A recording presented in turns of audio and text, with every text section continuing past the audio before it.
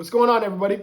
Hey, so I'm gonna read you a chapter out of The Game of Life and How to Play It by Florence Scovel Shinn. This chapter specifically changed my life.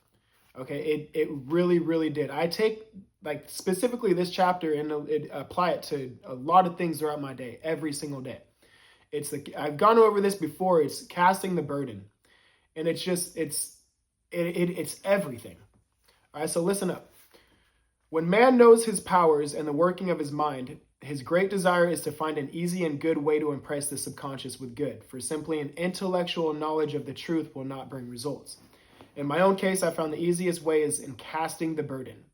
A metaphysician once explained it in this manner. He said, "The only thing which gives anything weight in nature is the law of gravitation, and if a boulder could be taken high above the planet, there would be no weight to that boulder." And that is what Jesus Christ meant when he said, "My yoke is easy and my burden is light."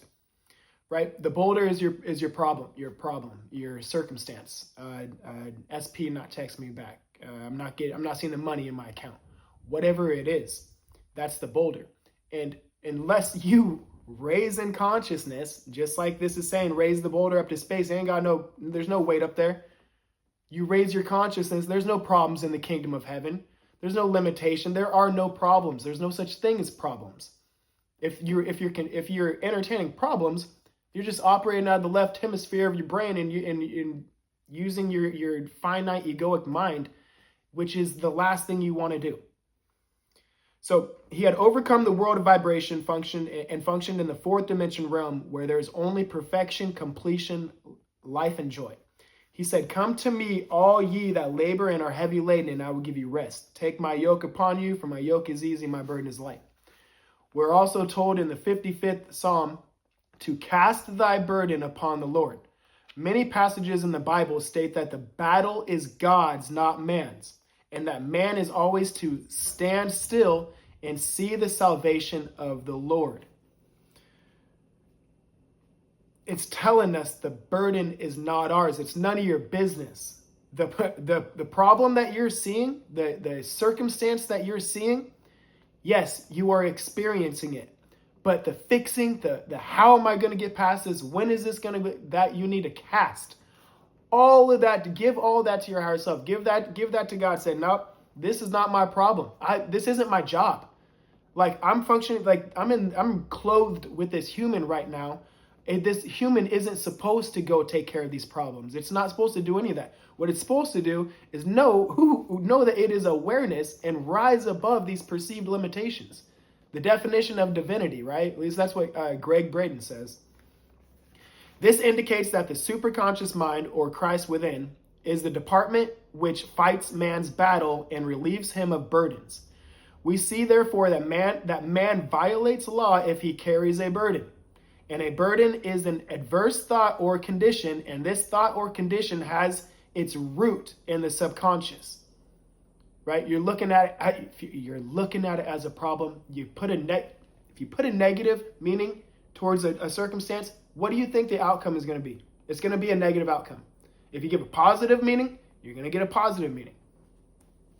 It seems almost impossible to make any headway directing the subconscious from the conscious or reasoning mind, as the reasoning mind, the intellect, is limited in its conceptions and filled with doubts and fears. How scientific it is then to cast the burden upon the superconscious mind, or Christ within, where it is made light or dissolved into its native nothingness. For example, a woman in urgent need of money made light upon the Christ within the superconscious with the statement, "I cast this burden of lack on the Christ, and I go on freely to have plenty." And this is just a success story that she's talking about. And she says it was the belief in lack was her burden, and as she cast it upon the superconscious with its belief of plenty, an avalanche of supply was the result. Right? There are no problems. Okay? There's no problems. Right? And if that sounds weird, trust me, I get it. But it's just you looking at the situation as if it's a problem, where you need to see what's going on. Say, okay, I understand. I can't really control this. What I'm going to do is I'm going to cast this burden unto the Christ, and I'm going to go on freely to have plenty. What you're doing is you're essentially saying, I see this problem. I will allow it to be one quantum possibility, because if I try to ignore this, if I try to do anything and resist it or anything like that, I'm saying that it exists, right? I'm saying that this is true for me.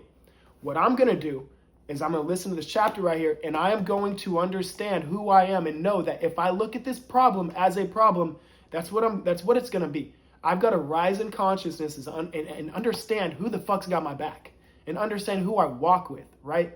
Knowing that you got literally a superpower through your awareness. Like your superpower is not worrying about shit. Your superpower is seeing a problem and going, no, that's not my choice. Excuse me. That's not my choice. That's not who I am. And there's only right now, right? So I'm not going to look at this anymore as a problem, and I'm going to cast this shit upon the Lord. I'm going to cast the burden unto the Christ, and I'm going to go on freely to have plenty. Right? Anyways, thank you guys very much. If this is on TikTok, go to my bio and check out my YouTube and check out my stand store over there if you guys want any help with this. But yeah, hopefully, I know you guys will have a great day. Love you guys.